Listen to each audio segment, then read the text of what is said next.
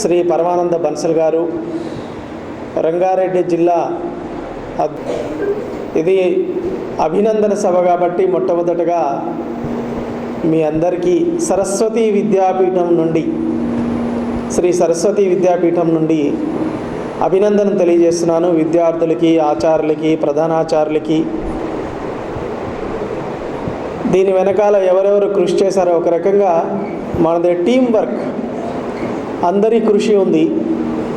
So వారందరికీ కూడా ఈ విజయాన్ని సాధించడంలో తోడ్పడినటువంటి అందరికీ అభినందనలు. అయితే ఈ విజయము, ఇటువంటి విజయాలు సాధించడము మనకి కొత్త కాదు. సరస్వతి విద్యాపీఠానికి, సరస్వతి శిశు మందిరాలకి మనకి గతంలో కూడా 10th క్లాస్లో, అంటే ఇప్పుడు 10/10 అనేటువంటిది గ్రేడింగ్ సిస్టమ్ తీసుకొచ్చారు. ఎందుకంటే కొన్ని ప్రైవేట్ సంస్థలు ఈ యొక్క ర్యాంకుల యొక్క ప్రచార హోరు నిర్వహిస్తున్నాయి అని చెప్పేసి కొన్ని విద్యా సంస్థలే పదే ఆ ర్యాంకుల గురించి ప్రచారం ఎక్కువ, వ్యాపారం ఎక్కువైపోయింది, ర్యాంకుల పేరుతోటి వ్యాపారం ఎక్కువైంది విద్య కంటే అని చెప్పేసి గ్రేడింగ్ సిస్టమ్ పెట్టారు. సరే, ఈ గ్రేడింగ్ సిస్టమ్ పెట్టినందువల్ల అది మొత్తం ఆగిపోయిందంటే అట్లా ఏమీ ఆగిపోలేదు, అది నడుస్తూ ఉంది.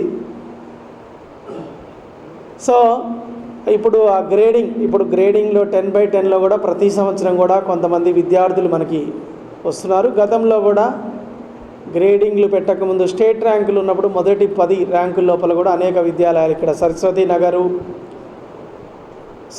వనపర్తి, సంగారెడ్డి, నిర్మల్, ఇటువంటి అనేక పాఠశాలల్లో స్టేట్ ర్యాంకులు సాధించినటువంటి ఘనత మన శిశు మందిరాలకు ఉన్నది.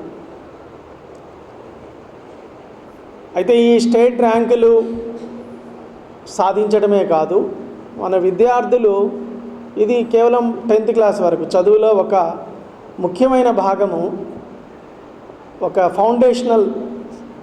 ఇప్పుడు NAP ప్రకారం అంటే ఫౌండేషనల్ అంటే 2nd వరకు ఫౌండేషనల్ స్టేజ్ అంటున్నారు, తర్వాత ప్రిపరేటరీ స్టేజ్ అంటున్నారు, ఆ తర్వాత మిడిల్ స్టేజ్, సెకండరీ స్టేజ్. ఈ సెకండరీ స్టేజ్ దాటి మనం హయ్యర్ ఎడ్యుకేషన్కి వెళ్తాం. ఇప్పుడు యాక్చువల్గా +2 ఎడ్యుకేషన్లో, ఇంటర్మీడియట్ కూడా స్కూల్ ఎడ్యుకేషన్లోనే ఉంది, CBSEలో, NCERTలో, వీటన్నిటిలో కూడా.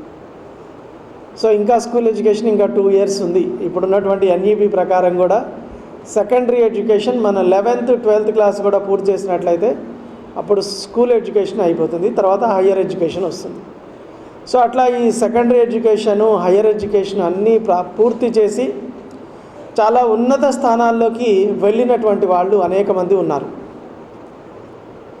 సో దాని విషయాలు చాలామందికి తెలుసు, మీకు అందరికీ ఒక గుర్తు చేస్తున్నాను.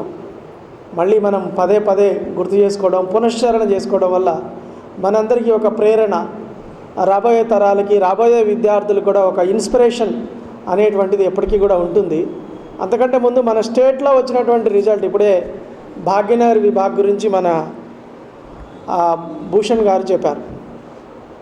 సో మనకి మొత్తం స్టేట్లో 41 స్కూల్స్లో 10th క్లాస్ మనకి మొత్తం 172 ఉన్నాయి. కొన్ని ప్రైమరీ స్కూల్స్, కొన్ని మిడిల్ స్కూల్స్ ఉన్నాయి. హై స్కూల్స్ ఈ మీడియం చేంజ్లో కొన్ని తగ్గినాయి, గతంలో ఇంకా ఎక్కువ ఉండేవి. కొంచెం స్టేట్ డివైడ్ అవ్వడము, కొన్ని అటు హై స్కూల్స్ వెళ్ళిపోయినాయి. ప్రజెంట్ తెలంగాణలో లాస్ట్ ఇయర్ 41 స్కూల్స్లో 10th క్లాస్ రాశారు. అందులో 1129 స్టూడెంట్స్ మొత్తం ఎగ్జామ్ రాస్తే అందులో 1102 స్టూడెంట్స్ పాస్ అయ్యారు. అంటే 97.6% మన స్టేట్ గవర్నమెంట్ ఏదైతే మొత్తం స్టేట్ యావరేజ్ కంటే కూడా ఇది చాలా ఎక్కువగా ఉంది. బహుశా స్టేట్ యావరేజ్ 90-92 ఉన్నట్లుగా ఉంది. దానికంటే మనము 7% ఎక్కువగా మన యొక్క యావరేజ్ ఉంది పాస్ పర్సంటేజ్. అందులో 28 స్కూల్స్, ఇందాక 8 స్కూల్సా మనం 100%, ఇక్కడ భాగ్యనగర్ విభాగంలో 7 స్కూల్స్, అట్లా మొత్తం స్టేట్లో 28 స్కూల్స్, అంటే ఆల్మోస్ట్ 70% స్కూల్స్లో 100% రిజల్ట్ వచ్చింది. ఎవరు ఒక్కరు కూడా ఫెయిల్ కాలేదు. అట్లా A1 గ్రేడ్ అంటే 10/10 వచ్చినటువంటి వాళ్ళు సో 21 మెంబర్స్ ఉన్నారు. దీనికి చప్పట్లు కొట్టచ్చు. సో మనకి 97% పాస్ పర్సెంట్ ఉంది. 10/10 21 మెంబర్స్ వచ్చారు. అలాగే A2లో అంటే 9 పాయింట్స్ పైన 290 మెంబర్స్ వచ్చారు. B1లో 451, B2లో 231, C1లో 86. అంటే వెనకబడి ఉన్న వాళ్ళు విద్యార్థులు తక్కువ మంది ఉన్నారు. C2లో 19, D1లో 4 మెంబర్స్ మాత్రమే ఉన్నారు. కాబట్టి ఈ విధంగా మన శిశు మందిరాల యొక్క ప్రగతి అనేటువంటిది ఎప్పుడు కూడా కొనసాగుతుంది. సో ఇట్లా సెకండరీ ఎడ్యుకేషన్ పూర్తి చేసిన తర్వాత అనేక మంది అనేక ఉన్నత స్థానాలకు వెళ్ళారు. కేవలం ప్రాథమిక విద్య చదువుకున్నప్పటికీ కూడా. మీకు ఈ మధ్య లేటెస్ట్గా అంతా సోషల్ మీడియాలో బాగా వైరల్ అయింది, మీరు కూడా చూసుండవచ్చు. ఆర్మీ చీఫ్ ఎవరైతే ఉన్నారో ఇప్పుడు present army chief Upendra Dwivedi వారు ఒరిస్సాలో ఒక శిశు మందిర్లో ప్రాథమిక విద్య చదివారు. ఈరోజు మిలిటరీలో అత్యున్నతమైనటువంటి స్థానానికి ఎదిగారు శిశు మందిర్లో చదువుకొని. అలాగే విద్యార్థులే కాదు, శిశు మందిర్లో ఆచార్యులు కూడా కొంతకాలం పనిచేసి ఆ తర్వాత చాలా ఉన్నత స్థానాలకు వెళ్ళిన వాళ్ళు ఉన్నారు. సరే, జీవితాంతం ఇక్కడే సేవ చేస్తూ అనేక మంది విద్యార్థుల్ని ఉన్నత స్థానాలకు పంపించిన వాళ్ళు ఉన్నారు. వాళ్ళు కొంతకాలం ఇక్కడ పనిచేసి వాళ్ళు స్వయంగా ఉన్నత స్థానం. అట్లా మనకిప్పుడు ఈ మధ్యనే ఒడిస్సా ముఖ్యమంత్రి ఎవరైతే ఉన్నారో ఆయన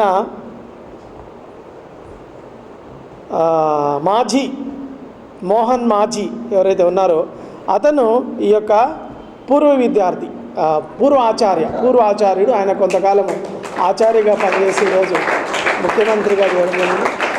అలాగే కేంద్ర క్యాబినెట్ మినిస్టర్ ధర్మేంద్ర ప్రధాన్ గారు కూడా పూర్వాచార్యులు. ఇట్లా ఇంకా అనేక మంది ఉన్నారు. ఇప్పుడు ఏదైతే మన స్కూల్లో కూర్చున్నామో సరస్వతి నగర్, ఈ సరస్వతి నగర్ స్కూల్లో లాస్ట్ ఇయర్ నేను ఆ కార్యక్రమానికి కూడా వచ్చాను. Cinema director, Hanuman cinema director ఎవరైతే ఉన్నారో ప్రశాంత్ వర్మ, అతను మన యొక్క పాఠశాలకు సంబంధించిన పూర్వ విద్యార్థి. అలాగే ఇదే పాఠశాలకు సంబంధించినటువంటి ఒక IPS ఆఫీసర్ శ్వేత గారు, వారికి పాఠాలు చెప్పిన ప్రశాంత్ వర్మకి, శ్వేత గారికి పాఠాలు చెప్పినటువంటి ఆచార్యులు ఉన్నారు ఇక్కడ.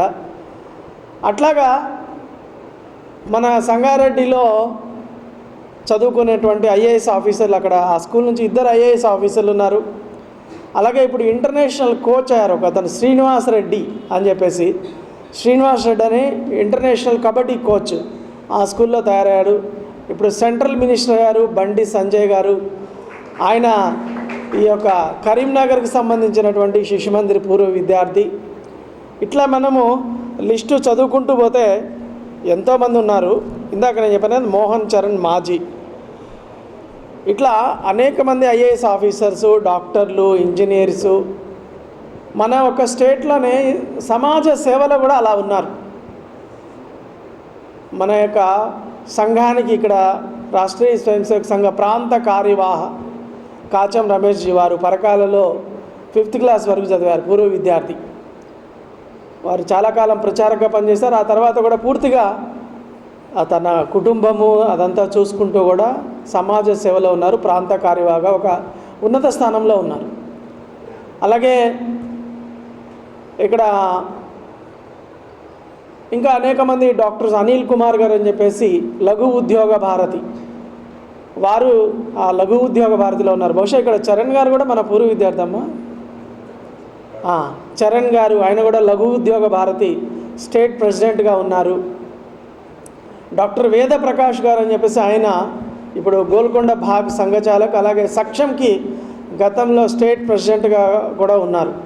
ఇట్లా అనేక ఆర్గనైజేషన్స్ని లీడ్ చేసేటువంటి వాళ్ళు ఉన్నారు. మన ఆర్గనైజేషన్సే కాదు, ఇప్పుడు వందే మాతరం ఫౌండేషన్ అని చెప్పేసి మొన్న ప్రభుత్వ విద్యార్థులకి అభినందన కార్యక్రమం పెట్టారు.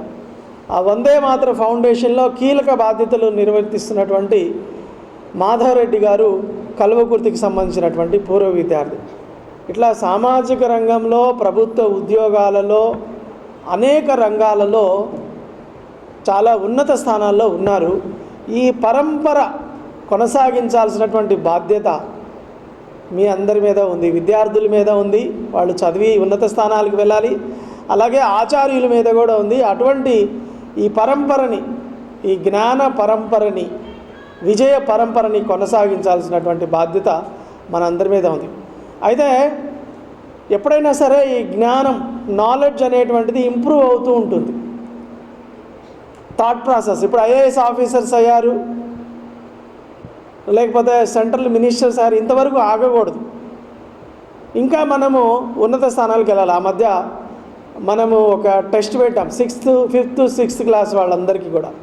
మీ అందరికీ తెలుసు, ఒక స్థాయి నిర్ధారణ పరీక్ష పెట్టి, అది ఎందుకు పెట్టామంటే డాక్టర్ జయంతి ప్రసాద్, ప్రొఫెసర్ జయంతి ప్రసాద్ గారు అని చెప్పేసి అమెరికాలో ఆయన డార్ట్మౌత్ యూనివర్సిటీ అని ఉంది, దాంట్లో ఆయన కంప్యూటర్ హెడ్, ఆయన వైస్ ఛాన్సలర్గా కూడా అయ్యే అవకాశం ఉండే, ఆయన తీసుకోలేదు. ఆయన బాధ ఏంటంటే ఇప్పుడున్నటువంటి వరల్డ్లో ఉన్నటువంటి ప్రసిద్ధి చెందినటువంటి యూనివర్సిటీస్ ఏవైతే ఉన్నాయో అక్కడికి వచ్చే విద్యార్థులు ఇప్పటికీ కూడా లెఫ్టిస్ట్ ఐడియాలజీతో వస్తున్నారు. సో అక్కడ మన భావజాలం కలిగినటువంటి విద్యార్థులు రావాలి. కాబట్టి అట్లా మనకి మన డాక్టర్ మనోహర్ షిండే గారి ద్వారా ఉమామహేశ్వర గారి దగ్గరికి వచ్చారు. ఉమామహేశ్వర్ గారి ద్వారా మన విద్యాపీఠానికి వచ్చారు. ఫస్ట్ మీరు స్టడీ చేయండి అంటే ఆయన కొన్ని రోజులు శారదాధామంలో 1 నెల రోజులు మ్యాథ్స్ క్లాస్ తీసుకున్నారు. ఆయన యొక్క వ్యక్తం చేసినటువంటి అభిప్రాయం ఏంటంటే మనకి ఇంకా ఇంటర్నేషనల్ స్టాండర్డ్స్లో వెళ్ళగలిగేటువంటి స్టాండర్డ్స్ ఇంకా లేవండి, మన స్టాండర్డ్స్ పెంచాలి ఇంకా. సో అది పెంచాలి అంటే మనము 8th స్టార్ట్ చేద్దామంటే 8th సరిపోదు, ఇంకా 5th 6th నుంచే స్టార్ట్ చేయాలని ఆయన స్వయంగా అక్కడ ఉండి హాలిడేస్ సెలవు పెట్టి వచ్చి ఒక 1 month అక్కడ క్లాసెస్ తీసుకున్నారు. ఆ తర్వాత స్టేట్ అంతా కూడా ఒక స్థాయి నిర్ధారణ పరీక్ష పెట్టి వాళ్ళకి కొన్ని రోజులు ఫిజికల్గా, కొన్ని రోజులు ఆన్లైన్లో శిక్షణ ఇవ్వడం జరిగింది. బహుశా మీ భాగ్యనగర్లో కూడా కొన్ని స్కూల్స్ నుంచి సెలెక్ట్ అయి ఉండొచ్చు. కాబట్టి నేను ఇదంతా ఎందుకు చెప్తున్నానంటే ఈ యొక్క స్థితికి వెళ్ళడము, మనం భారతదేశాన్ని విశ్వగురు అంటున్నాం. ఒకప్పుడు ప్రపంచానికంతా కూడా మార్గదర్శనం చేశాం. మన దగ్గర నలంద, తక్షశిల, రాజమహేంద్రి ఇటువంటి అనేక విశ్వవిద్యాలయాలకి ప్రపంచం నలుమూలల నుండి వచ్చి చదువుకున్నారు. మొన్ననే మన ప్రధానమంత్రి నరేంద్ర మోడీ గారు నలంద యూనివర్సిటీని, ఇంటర్నేషనల్ యూనివర్సిటీని ప్రారంభం చేశారు. ఒకప్పుడు అది 2000 సంవత్సరాల క్రితమే చాలా గొప్పగా వెలుగొందింది. ప్రపంచం మొత్తం నుంచి అది ఇంటర్నేషనల్ స్థాయి యూనివర్సిటీ. ఆ రోజుల్లో ప్రపంచంలో ఇంకా బట్టలు కట్టుకోవడం రానప్పుడు, చదువేంటో తెలియని రోజుల్లోనే ఇక్కడ విశ్వవిఖ్యాత విశ్వవిద్యాలయాలు ఉండేవి. సో దాన్ని ఇప్పుడు రివైవ్ చేసి మళ్ళీ అదే స్థలంలో ఒక ఇంటర్నేషనల్ యూనివర్సిటీని ప్రారంభం చేశారు. కాబట్టి అటువంటి ప్రతిష్టాత్మకమైనటువంటి యూనివర్సిటీలకు మనం వెళ్ళాలి. ఏదో మూసబోసినట్లుగా సాఫ్ట్వేర్ ఇంజనీరు, డాక్టర్ కావాలి, ప్యాకేజీ కావాలి, 1,00,000 వస్తుందా, 10 లక్షల 30 లక్షల ప్యాకేజీలు, ఈ ప్యాకేజీలకి పరిమితం కాకూడదు. మనం భారతదేశాన్ని ప్రభావితం చేయగలిగే వ్యక్తులుగా ఎదగాలి.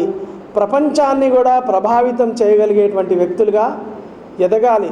ఇక్కడ ఒక స్వామి వివేకానంద, ఒక అరవింద మహర్షి, ఒక రామకృష్ణ పరమహంస, ఒక రమణ మహర్షి, ఒక సివి రామన్, జగదీష్ చంద్రబోస్, ప్రాచీన కాలమే కాదు ఆధునిక కాలంలో కూడా ప్రపంచాన్ని ప్రభావితం చేసినటువంటి వ్యక్తులు అనేక మంది ఈ గడ్డ మీద పుట్టారు. వాళ్ళందరి యొక్క రక్తము, వాళ్ళ యొక్క పరంపర మన లోపల ప్రవహిస్తున్నది. కాబట్టి మనము ఎవరికి వారసులము అనేటువంటిది ఎప్పుడు కూడా గుర్తుపెట్టుకోవాలి. వీళ్ళందరికీ వారసులు మనం. స్వామి వివేకానందుడికి అటు జ్ఞానం, సైంటిఫిక్ నాలెడ్జ్లో కానివ్వండి, ఒక ఆర్యభట్ట, ఒక భాస్కరాచార్యుడు, ఒక కణాదుడు, సుశ్రుతుడు, చరకుడు, ఒక ఉజ్వలమైనటువంటి వైజ్ఞానిక పరంపర ఉన్నది. మన వాళ్ళందరికీ వారసులం. ఒక గొప్ప సన్యాసి పరంపర ఉంది, ఒక గొప్ప జ్ఞాన పరంపర ఉంది. వాళ్ళందరికీ మనము మధ్యలో బానిసత్వ కాలంలో పూర్తిగా బ్రేక్ కాలేదు, కొంత బ్రేక్ అయింది ఆ జ్ఞాన పరంపరకి. సో ఇప్పుడు మనం స్వతంత్ర భారతంలో ఉన్నాం. భారతదేశం వేగంగా వికసిస్తూ ఉంది. టెక్నాలజీ చాలా అతి వేగంగా వికసిస్తుంది. గతంలో ఉన్నటువంటి విద్యలతో పోలిస్తే ఈరోజు ఉన్నటువంటి టెక్నాలజీ చాలా ఎక్కువగా ఉంది. ఈరోజు ఉన్నటువంటి రిసోర్సెస్ చాలా ఎక్కువగా ఉన్నాయి, ఈరోజు ఉన్నటువంటి ఆపర్చునిటీస్ చాలా ఎక్కువగా ఉన్నాయి, అవకాశాలు. కాబట్టి ఇవన్నిటిని ఉపయోగించుకొని మనము ఆ స్థాయిలో వెళ్ళాలి. మనందరం లక్ష్యాలు పెట్టుకుంటాం. నేను క్లాస్లో అడిగితే నేను చెప్తారు, నేను కానిస్టేబుల్ని అవుతా, ఎస్ఐని అవుతా, డాక్టర్ని అవుతా, ఇంజనీర్ని అవుతా, చిన్న చిన్న లక్ష్యాలే పెట్టుకుంటున్నారు. ఎందుకు నేను ఒక గొప్ప సైంటిస్ట్ని కాగలను, ఒక అబ్దుల్ కలాం లాగా నేను అవుతా, లేకపోతే ఒక స్వామి వివేకానందుడిలాగా అవుతా అని ఎవరు చెప్పటం లేదు. చిన్న చిన్న లక్ష్యాలే ఉంటున్నాయి. కాబట్టి ఉన్నత లక్ష్యాలు పెట్టుకొని దానికి మనము కృషి చేసి, మనము ఋషుల కృషి ఉంటే ఋషులు అవుతారు, మనుషులు మహాపురుషులు అవుతారని ఒక పాట ఉంది కదా. ఆ విధంగా ఒక ఉన్నత లక్ష్యాలు పెట్టుకొని మనం పనిచేయాలి. మన పూర్వీకులు ఎవరైతే ఉన్నారో వాళ్ళందరి నాలెడ్జ్ మనకుంది, దాంతోపాటు ఇంకా అడిషనల్ నాలెడ్జ్ కూడా మనం గెయిన్ చేసి ఇంకా ఉన్నత స్థానానికి వెళ్ళాలని చెప్పేసి అటువంటి ఆ ప్రేరణని, అటువంటి శక్తిని, దీక్షని ఆ సరస్వతి మాత మనందరికీ కూడా ప్రసాదించాలని కోరుకుంటూ మరొకసారి మీ అందరికీ కూడా అభినందనలు తెలియజేస్తూ ముగిస్తున్నాను.